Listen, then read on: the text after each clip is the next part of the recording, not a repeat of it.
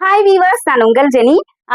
நம்மளுடைய விதியை கூட, நமக்கு விட்ட சாபத்தை கூட நம்ம மதியால வென்று நம்ம வரலாற்றில் இடம் பிடிக்கணும் அப்படின்றது தான் இந்த கதையோட நோக்கமே. என்ன அப்படின்னு சொன்னா, ஒரு முனிவர் ஒரு மரத்தின் கீழே தவம் பண்ணிட்டு இருக்காரு.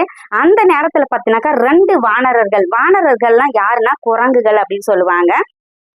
ஸோ அந்த 2 வானர்களும் அந்த முனிவரோட பொருட்களெல்லாம் எடுத்து எடுத்து தண்ணிக்குள்ள போட்டுட்டே இருக்காங்க.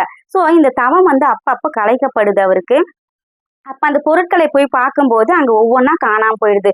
ரொம்ப கோபம் அடைஞ்ச இவரு அந்த 2 வானரர்களுக்கு சாபம் இடுறாரு. நீங்க இனி எந்த பொருட்களை தூக்கி போட்டாலும் அது தண்ணி மேலே மிதக்கும் அப்படின்னு சொல்லிட்டு சாபம் இடுறாரு.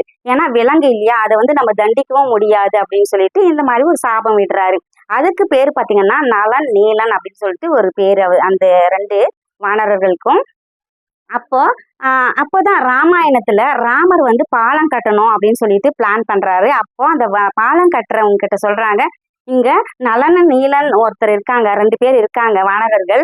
அவங்க கிட்ட இந்த கல்லெல்லாம் எடுத்து கொடுத்தீங்கன்னாக்கா அது போட்டா தண்ணி மேலே மிதக்கும், நம்ம ஈஸியா பாலம் கட்டிடலாம். ஏன்னா அந்த மாதிரி ஒரு சாபம் அந்த 2 வானரர்களுக்கும் இருக்கு அப்படின்னு சொல்லிட்டு சொன்னாருங்க. ஸோ அது போல பார்த்தீங்கன்னா 2 வானரர்களுக்கும் அந்த கல்லெல்லாம் எடுத்து எடுத்து கொடுக்குறாங்க. அதே மாதிரி ராமர் பாலத்தையும் கட்டி முடிச்சிடுறாரு. பார்த்தீங்களா, ஒரு சாபத்தை கூட அவர் நன்மையா முடிச்சாரு அப்படின்றதுதான் இந்த கதையோட ஒரு கருத்து. ஸோ நம்மளுக்கு என்னதான் சாபம் இருந்தாலும், விதியா இருந்தாலும், நமக்கு இவ்வளவுதான் விதி அப்படின்னு சொல்லிட்டு நினைச்சாலும் நம்ம மதியால வென்று நம்ம வரலாற்றுல இடம் பிடிக்கலாம் அப்படின்றது இந்த கதையின் மூலம் நம்மளுக்கு தெரிய வருதுங்க. ஸோ எதுக்காகவும் கவலைப்படாதீங்க, மூளையில முடங்கி கிடக்காதீங்க. துடிஞ்சா முடியாதது ஒன்றுமே கிடையாது. ஸோ கண்டிப்பா நம்மளோட கூட அந்த எல்லாம் வல்ல இறைவன் இருப்பாரு. துடிஞ்சு எதை வேணாலும் செய்ய முயற்சி செய்யுங்க.